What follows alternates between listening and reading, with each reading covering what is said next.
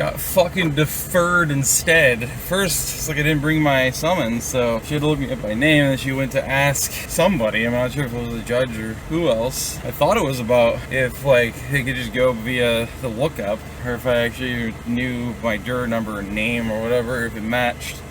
Turns out, apparently, she comes back and tells me I've been deferred to July or August because of the fact that I was wearing shorts, and it's very strict this time of year. Apparently at times a year where in summer they're lenient, but any other time of year, and they're just like, absolutely not, we're living in 1843, you must also have your petticoat on, and your brassiere. No cleavage, that includes thigh cleavage or calf cleavage. Anyone violating these treaties will be shot on sight.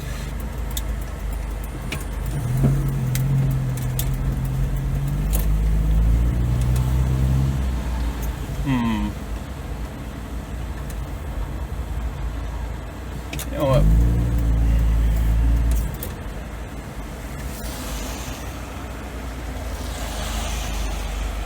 It's actually unfortunate. I should have stayed in that lane. I could have actually, I just realized I could have gone down 219. But also, now that I think about it this way, I can actually go pee. Which I wasn't planning on doing. That was an adventure. Went in, not just to go pee, of course, but to get myself something, which I knew was going to be stupid expensive. Unfortunately, it was. Well, we'd see get called because some guy apparently, and didn't know this until I came out here, screaming at me, "Did you call the police on that motherfucker?" And then pointing at this other guy I saw in the bathroom washing at the sink in his pajamas. And turns out apparently the guy peed in the trash can in there. And he caught him doing it because he went in there to go pee, and the urinal's out. I never use urinals myself anyway. It's completely covered in a trash bag, actually. It's just ridiculous. I wish I saw this giant fucking sign that says "Big Breakfast, $6." But I'm fucking blind, so I didn't observe that. And I should have, because that would have been way better than the price I paid for this stupid biscuit. It's supposed to be $7.20. Didn't say I was going to be charged anything extra. I got charged $9.50, I think. $2.30 more, which makes no sense. And then Hillsborough Police actually did show up, because obviously staff called police. So Hillsborough Police was here as he was yelling at me about that. That's where the cop was kind of adjacent behind him. He hears him. He makes sure he yells at the officer so he knows what he's talking about, points to the guy, and the officer kind of half ignores him. Decides to slow walk himself up to the staff member standing outside waiting for him. Staff member points the guy out too and says what went down. Officer seemed to might have gone inside, inspected the trash can, and then he just slow rolled around the key bank behind me, even though he saw where that guy was and where he was going. He was going down First Street, which turns into 219 pretty quick. The Hillsborough Highway. Yeah, he just kind of noped out of there, you know. I'll overlay some footage from a couple of years ago in March, when we had way less precipitation and snow in the Coast Range before this, and as we can see, it's not remotely as high as it was then, because it was so fucking high that it overdid those banks over there. Just to overlay the footage of the side-by-side. And then everything back there was completely flooded too. And so, literally, we could go as far as this, because it was, I think, to that stair. It might have been this stair, but I'm pretty sure it was that stair that was completely underwater. It was almost to this stair. And so, I mean, like, from the parking lot, right? And then you can see the bridge is even lower, the bottom of the bridge. In fact, the parking lot's still higher by a few feet than the road layer of the bridge, right? So, yeah, but actually you can tell, looking at this is not from rain. Like, you can see some of the base layer muds and stuff, like, especially right there. There's a bunch of mud just, you know, pooled up right there. And that's because that's, of course, from flooding. So, recently, this whole thing was very flooded again. This is still technically doable. The whole park is probably still hikeable. But here in the next couple of weeks, it's probably the next 2-3 weeks. I mean, look at how close the water of the river is already to the actual trail, right? It's got maybe 2.5 feet to go before it's on the bottom slope of that trail. And over here, it's got even less. It's probably got maybe a foot to go where it reaches this apex right here.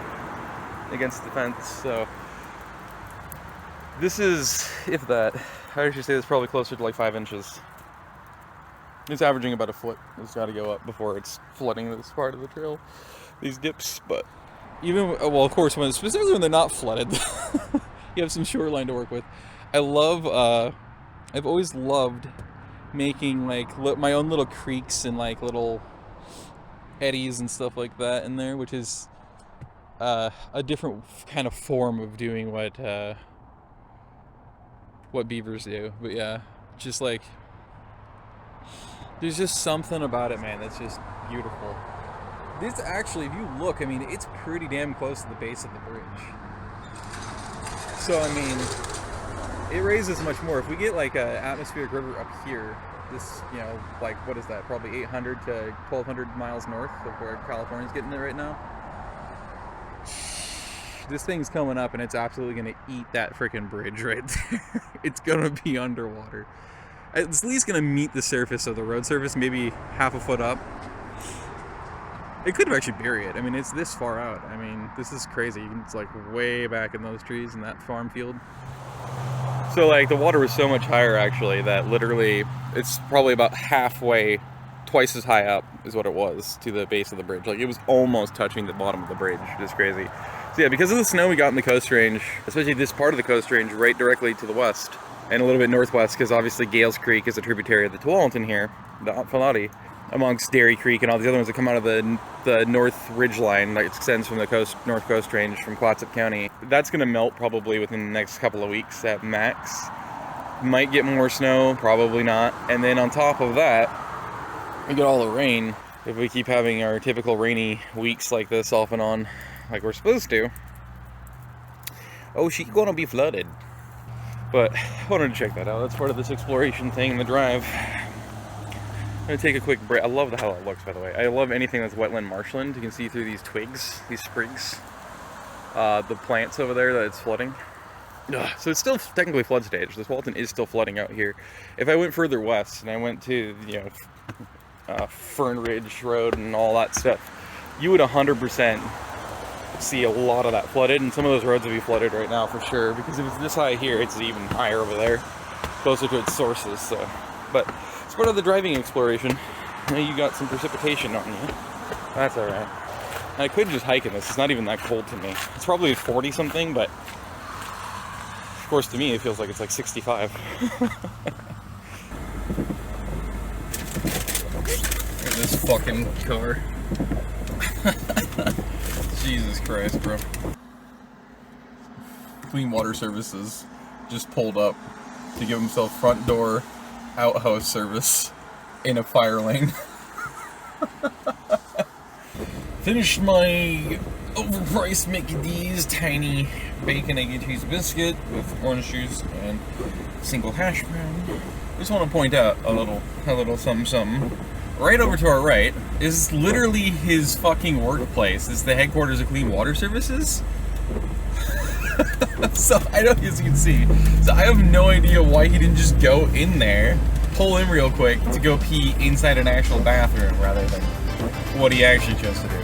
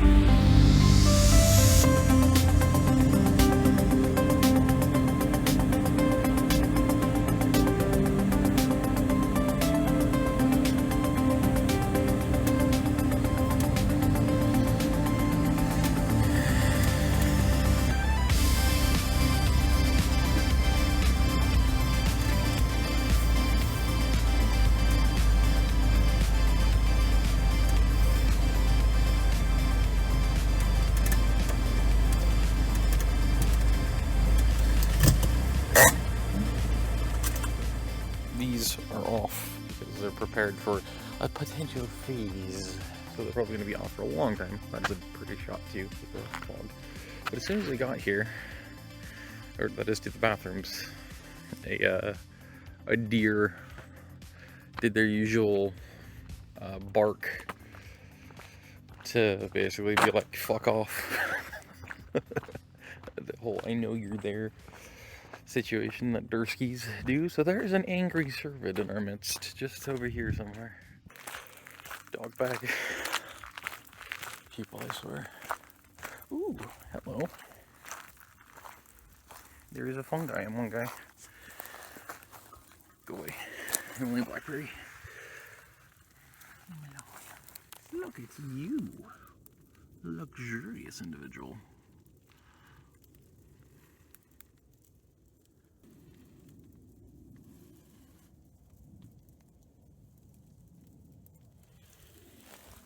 The thing is, with open camera, the stabilization is actually really rough. Makes you look robotic.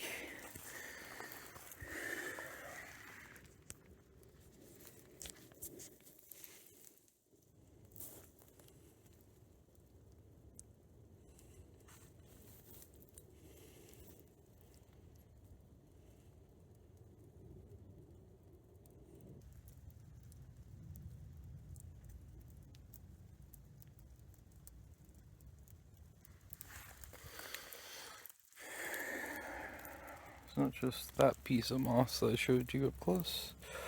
There's little bundles of it all over the place. They're here. It's a good one there. Good one there. You can't hide from me, motherfucker. Look at you. It's like a chicken of the woods or a turkey tail. It's just really old, I think.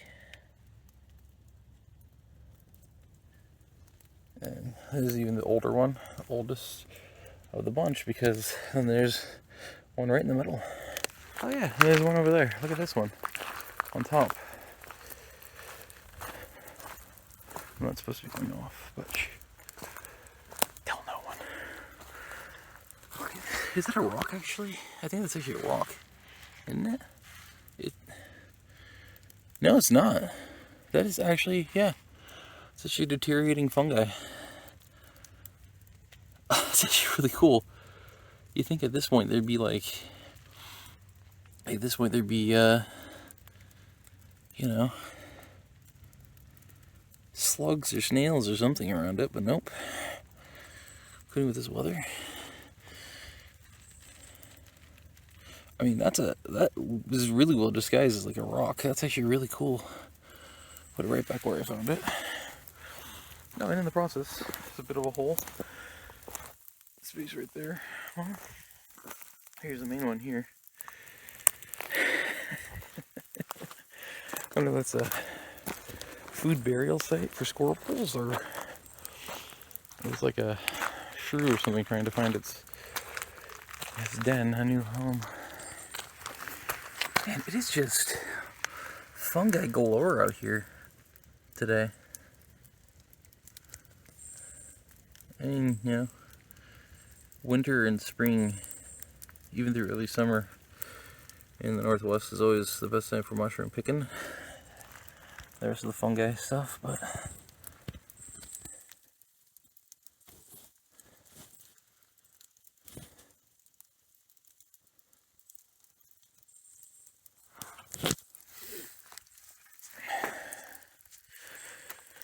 my bottle's trying to take me out. I ain't talking to dinner.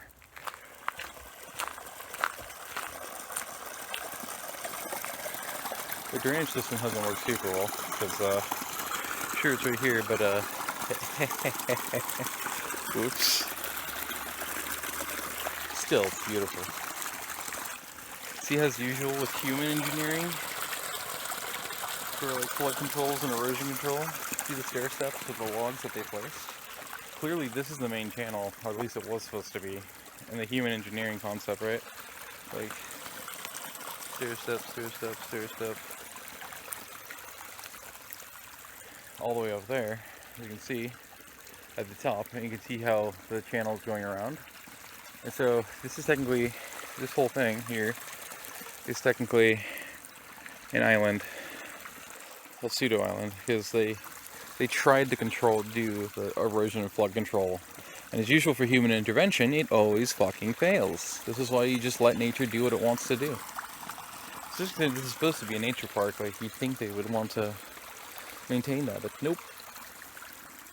And so you notice how nature still does what it wants, because even there, see that? It worked more like a dam, and so it cut across, and yes, it went around. But you can see the main thing it did is actually just cut through here. Through here. I'm actually pointing like 2 feet away from this channel that you see on the screen. I'm actually my finger's actually like 2 feet from this edge. I'll never understand that. That's why I can't get my angles right, because every camera I've ever owned, whether it's a phone or whatever else, is just like, I had to point in a completely different spot. But you see how it just did its own thing. Carved its own path through here, and then, and even through there actually, and then around, and it's still kind of doing that. It's just why the human method is always the worst one, and it's always the dumbest one you can do. I mean, it's even kind of coming up and welling from here, and then pooling, and then going down, so no matter how much you try to control, you'll never will be able to succeed. Nature is going to absolutely make you read cards and weep.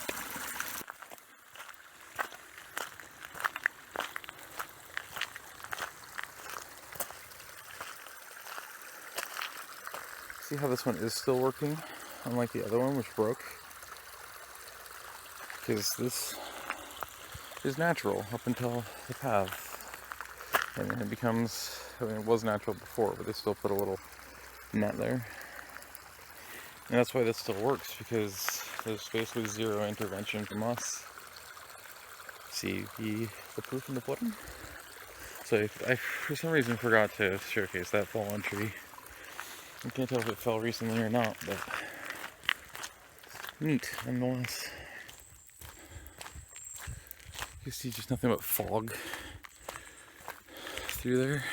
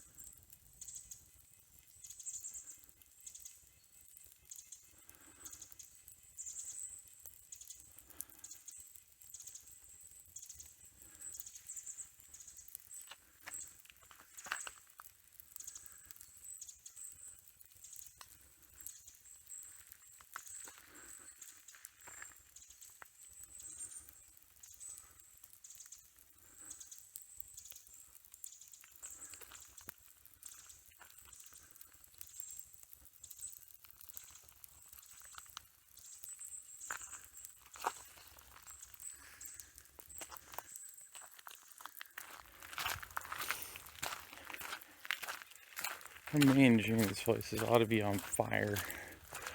With just all the greenery and everything, but especially the foxgloves, Indian paintbrush, and other native flower species. Yeah, May and June, especially June, I think actually that'll be peak. It's the truck again, as expected. I mean, it's always a bit of a bummer to me. Kind of ruins a little bit of the immersion, but the Lincoln Trail continues this way to the left. There's a Mayfu Trail. I think I'm familiar with. Yeah, I am. I usually go this way and then I loop back around.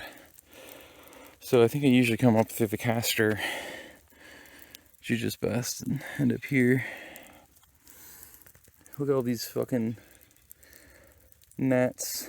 They might be tiny little baby mosquitoes, but I think they're just gnats. You barely make them out. This one right there. How far you can actually keep going It's actually a really substantial park.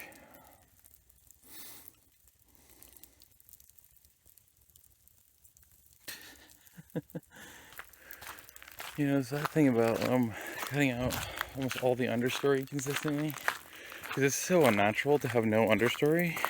Ground cover, understory, lower story, middle story, and obviously upper story is a full makeup of a forest. So this is as unnatural as it gets. In fact, you can actually tell by how these trees are growing and how small they are, actually, that this was replanted at some point in the last probably 40 years.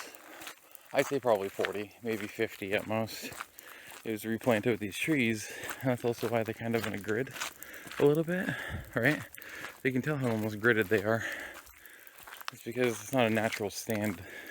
But without the understory and the ground cover, deer have, and elk and stuff like that, other cervids, they don't really have a place to bed and sleep safely, especially when they have their young. Like, they could do it in here, but because it's right off a trail, I don't think they necessarily would up in there. So you're still gonna definitely see deer in here. They're dead silent the whole time, but not as many as you probably should. And in fact, I bet elk would probably return if all the way to the west in the Coast Range, they also restored the understory and the ground cover, because they'd have so much more vegetation to use as cover and defense, sleeping and feeding areas. Yeah, it would be a huge boon to the food supply, but instead, as you can tell, even Metro, in fact there's their truck there now,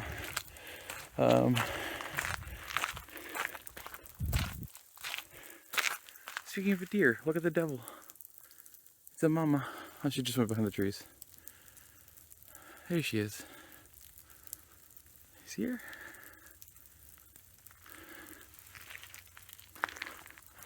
Right up by the truck. It's never really for her to bed either, right? That's the sad part about not having understory and ground cover. They don't really have anywhere to really truly feel safe in bed. So just imagine if it was all natural and it was all out back rather than metro, right? So you keep seeing, like, constantly cutting out the understory, and I guarantee it's because of, they're gonna claim it's because of fire hazard mitigation or whatever. But it's still incredibly unnatural. It's ridiculous. So imagine if they didn't keep doing this and keep thinning out trees and stuff. There's this be as natural as possible. The amount of deer, but also elk. They probably get a return of elk, giving it a shot again, you know. She might have been the one who was blowing. That's the word. That's the term. I knew it. I knew it. Just wasn't remembering it earlier. I said barking, blowing. It's almost always does that blow. Bucks do it too, but the mamas are usually the ones who blow. At first, as that truck was there, I had to backtrack and make sure it was an actual real deer, because I thought maybe Metro was putting up one of those semi-realistic looking decoys, just in case, like, they're preparing for the potential chance for poachers to pop in here at some point. It's always so sad to me to see the intentional destruction of the tree ecosystems. They even do it in nature parks, and it's just so stupid. And the dumbest thing is, you know full and well, right? Like, you can't hold the claim that they do at the edge of the suburbs and everything, which is one of the major reasons we cut out the understory and the ground covers, because of teenagers basically getting it on. I can't claim that, because Yeah, there might be some that will come all the way out here to do that, but odds are most of them wouldn't do that anyway. Even if it was their only opportunity to be able to get it on or whatever. Or of course do drugs, or homeless, or the most freaking other claims that are always made, so.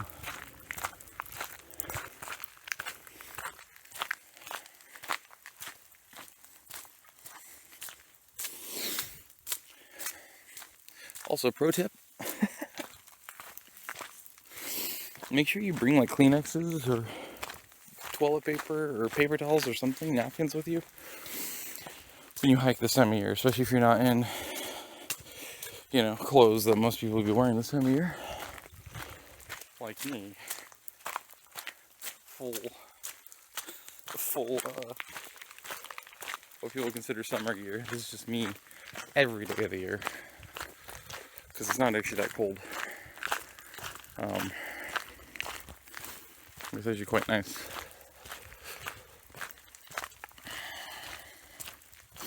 In my opinion, at least. But, because of the big difference between my internal body temperature and the external temperature, ambient air temperature, and then me raising my body temperature by, well, exercising, hiking, my nose is just absolutely turned on like a damn spigot. It might be worse once I get back in the car.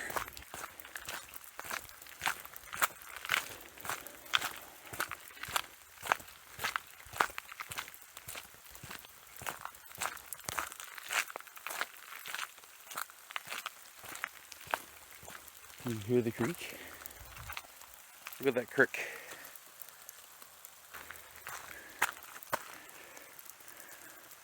Just over yonder. Sweet. I actually didn't think we were going to be going downhill. I thought this was going to be mostly uphill chicanes. I was extremely wrong. I'm going to shut up for the rest of this trip. This hike, so I can hopefully encounter some, at least some Durskies. Maybe some other critters. God, that's so pretty.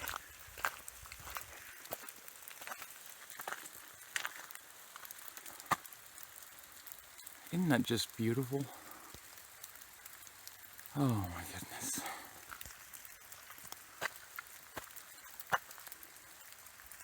It's just fucking gorgeous.